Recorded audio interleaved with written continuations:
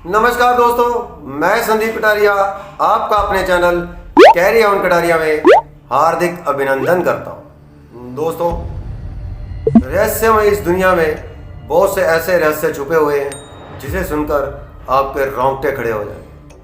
और दोस्तों, जिस रहस्य की हम आज बात करने वाले हैं उसे सुनकर तो आप आश्चर्यचकित हो जाएंगे। दोस्तों, हम इसकी पुष्टि नहीं करते, लेकिन सोशल मीडिया पर इसके प्रमाण हैं।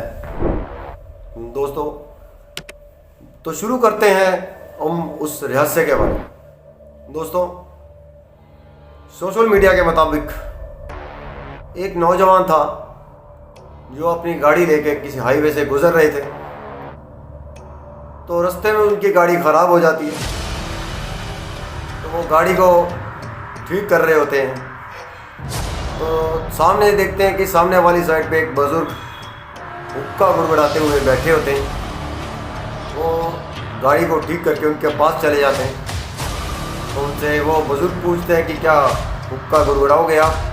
तो वो नौजवान कहता है कि जी क्यों नहीं। तो वो भी हुक्का गुड़गुड़ाने लगते हैं और काफ़ी बातें चलती हैं उनके साथ।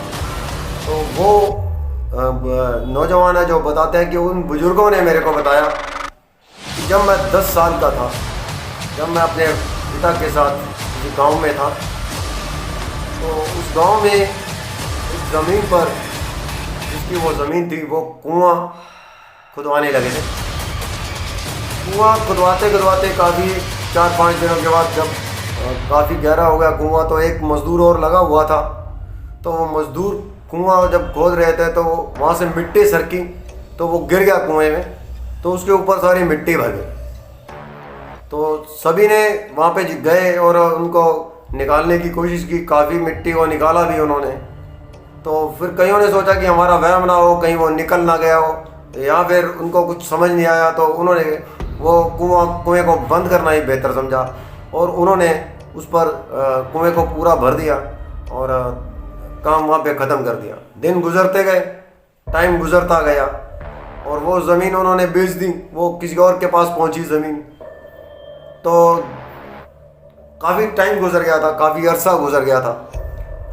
तो उन्होंने जब दूसरे किसी ने जब जो ज़मीन ये ली थी, वो उसको भी कोई रिक्वायरमेंट बनी कुएं की, तो उन्होंने कुआं खुदवाना चाहा। सेम उसी जगह पे कुआं खुदवा रहे थे। वो कुआं खुदवाते गए। 3-4 दिन बाद, 5 दिन बाद जब वो एंड तक पहुँचे तो उनको एक वाइट कलर की जो थी धोती दिखाई दी। तो उन्होंने कहा कि शायद किसी का कुछ हो ना, जो पिछले जिनसे हमने लिया है शायद उनका कुछ ना हो। तो इसलिए वो कह रहा कि बड़े एहतियात से, बड़े आराम से इसको खोदना, तो कुछ नुकसान ना हो। तो वो खोद रहे थे कि अचानक एक सुराख हो गया, हल्का सा एक सुराख हो गया वहाँ पे मिट्टी में। तो उन्होंने सुराख में देखा कि एक वाइट सी दाढ़ी वाला बुजुर्ग, बहुत सी लंबी दाढ़ी थी उसकी, तो वो दिखाई दिया। वो डर गए, सभी डर के पीछे भाग गए। तो सभी ने फिर भी एक दूसरे का हौसला बढ़ाते हुए वो गए कि चलो खोदते हैं, देखते हैं आखिर क्या है वो चीज़, क्या है वहाँ पे। तो उन्होंने जब खोदना शुरू किया था, वहाँ से एक बहुत ही मतलब बुरी हालत में शरीर पूरा पिलपिला हुआ था, हड्डियाँ बाहर निकली हुई थी।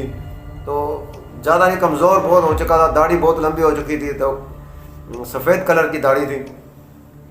तो जब उनको बाहर निकाला गया तो उन्होंने बताया, उनसे पूछा गया कि आप कौन हो? तो उन्होंने कहा कि मैं फ़लाँ नाम है मेरा, और यहाँ पे हम पहले कुआं खोद रहे थे। तो उस कुएं में मैं गिर गया था, उसके ऊपर मिट्टी आ गई थी।